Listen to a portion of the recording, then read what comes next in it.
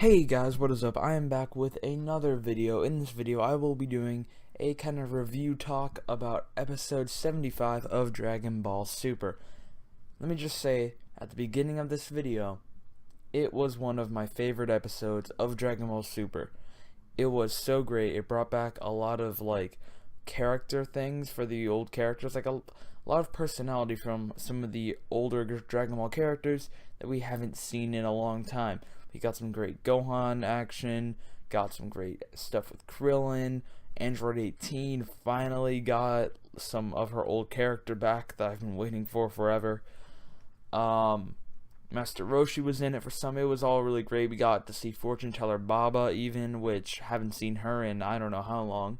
I don't even know if she's appeared in Super yet. I don't think she has. Or if she has, she wasn't big. So it's really great to see all of them back. Let me start with the beginning of the episode.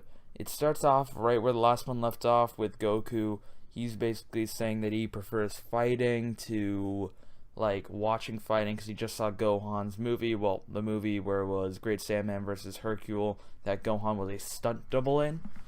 He just saw that and he's like, oh, I prefer actual fighting versus watching it.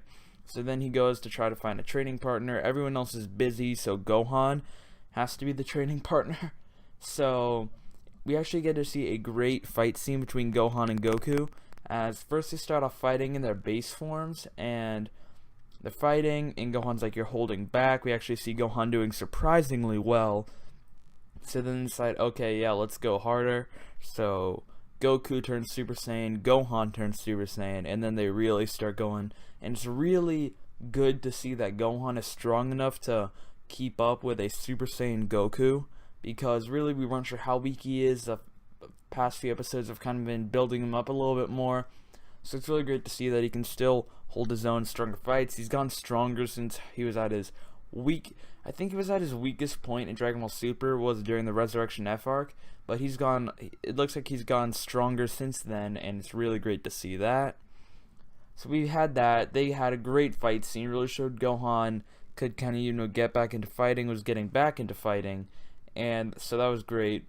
Then after that fight scene, basically Gohan has to go because Goku and Gohan's fight of Super Saiyans, it kind of destroyed their crop fields that Goku just plowed using ki blasts, so they had to stop. So then Goten suggests Krillin, and another thing with Goten, during the fight, Goten says that he doesn't like the Great Saiyaman suit, which he had expressed earlier that he didn't really like the suit, he only liked the glasses on it, and I really like that because it gives Goten a little bit more character, because Goten doesn't really have a lot of character, and it's great to see him just have a little bit more of a personality. So we got all of that. Then we go and we cut, and basically Goku goes over to Krillin's house, Krillin 18's house, and you see, first you see him go stop. Well, basically Krillin is on a police chase. He managed to get the criminals to crash the car, but then, and this is really big, criminal shoots at one of the cops. Basically Krillin kind of pushes / jumps in the way of the bullet, and he gets shot in the arm, and it does a regular gunshot wound, which is, I said wound, weird. Anyways, which is really big because these characters don't get hurt by gunshot wounds. Even Krillin, who's like one of the weakest of the Z fighters, he doesn't get hurt by gunshot wounds. Tien, he's another human. Tien does not gunshot wounds do not penetrate his skin. So definitely not for characters like Goku, Vegeta, Gohan, Goten, Trunks. Gunshot wounds do nothing. Even when Goku was a little kid at the very beginning of the series, episode 1, manga chapter 1, he got shot, and I mean, he said ow, but it didn't really do much. It was the same as getting hit with a small rock. So it's really big that this bullet hurt Krillin. It really shows that he's been getting weaker. And then basically Goku shows up. They're like, oh, those are burglars. So Goku takes them down in 1 second. And then he goes back to Krillin and 18's house, and they're talking. Goku's like, come on, train with me. And Krillin's like, oh, I don't know, I'm so weak now, I won't be anything. And then 18 says, you should train with him. But 18 basically says you should train with him. You're weak now, which really is a real punch to the blow for Krillin. I loved that scene because we really need to see more 18 scenes like this. Krillin, basically 18, she's like, I can't believe you got hurt by a gunshot wound. You're weak. Because remember, 18's like way stronger than Krillin is. Like 18's bulletproof. So yeah, Krillin really should be. To be fair, 18's an android, but whatever. So that basically and then Marin is like, I want a strong daddy. Is daddy weak? And then yeah, basically he's like, so is uncle stronger than daddy? Uncle is Goku. And then Goku's like, yeah, I am. So basically all that encourages Krillin to go get some more training in, and then they go over to Master Roshi's house. Now they ask Master Roshi to train with them.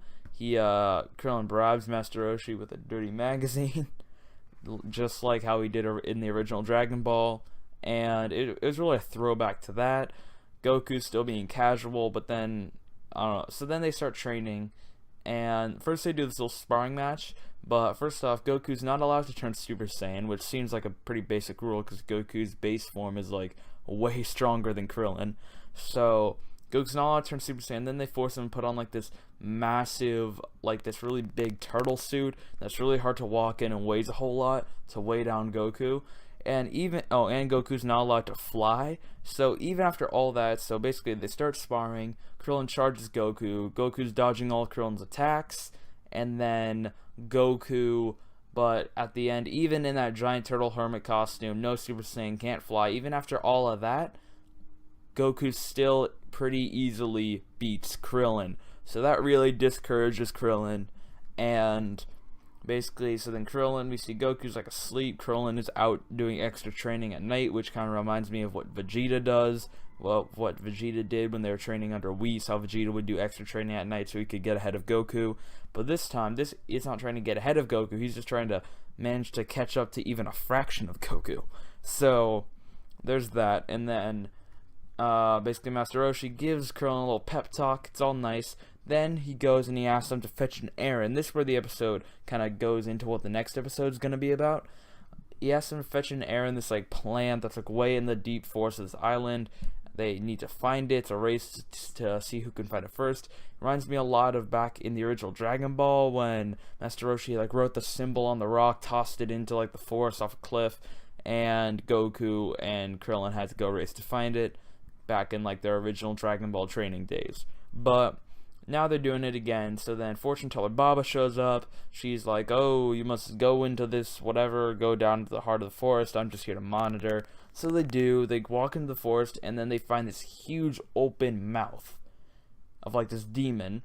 So they go inside to find it, and then it's really weird. It's really weird looking, spooky. And then Krillin like steps on this puddle, and the whole room like kind of show like the puddle reflection like shows him earlier getting shot, and Krillin, Marin calling him weak and everything, and he's like, oh crap. So then they get freaked out. Then all of the old people that they've beaten in the past show up, like they materialize from like smoke, kind of like at that Hachiok Dragon Ball Z special thing for that video game, kind of like that, but it's different. They all like materialize, and I thought it was just gonna be okay. All the synopsises for like the next episode, they said it would be like Frieza, Cell, and Boo. So I'm like, okay, I was expecting Frieza, Cell, and Kid Buu, who really are like the main ones. Those are the ones you see a lot. But then we got, and yeah, Frieza was there, Cell was there. Interesting, it wasn't Kid Buu who was there, it was Super Buu who was there, which is interesting because usually they have Kid Buu as like the one, but nope, Super Buu was there. Then a bunch more people. The Ginyu Force materializes. It looks like what looks like King Piccolo materializes, and then Syndrome. What's it called? Symbol. There he is. Symbol. I can't remember the name. Symbol materializes, and if you do not know, in the original Dragon Ball, King Piccolo spat out an egg, and that egg hatched, like they would hatch mutant, like these weird mutant creatures, and then one of these mutant creatures, Symbol, killed Krillin. It was the first like real death of the series. It's really intense. Krillin died. It was the first time Krillin had died, and Goku got all raged out. So Krillin sees Symbol, kind of freaks out because Symbol killed him the first time. Basically, it's everyone who they've ever fought and beaten.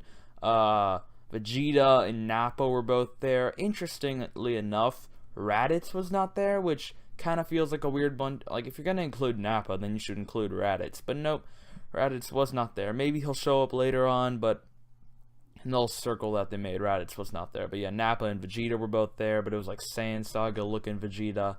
So yeah, it was all really cool, and that's how the episode ends. It showed a lot of great moments. It really showed off that Gohan can still do some fighting. It showed some good character, like what Krillin is doing now and how he's become like weird and kind of weak, and it's gotten weaker than he even was before. It showed some good 18 character, some good Goten character, and just a whole, it's overall just a really great episode. One of my favorites of the series. It's a more casual episode, but not quite as casual as like a lot of the casual episodes. Anyways, guys, thank you for listening to me just kind of do my talk review on Dragon Ball Super episode 5775. Not 5775. Thank you guys so much for watching. Please like and subscribe if you enjoyed this video.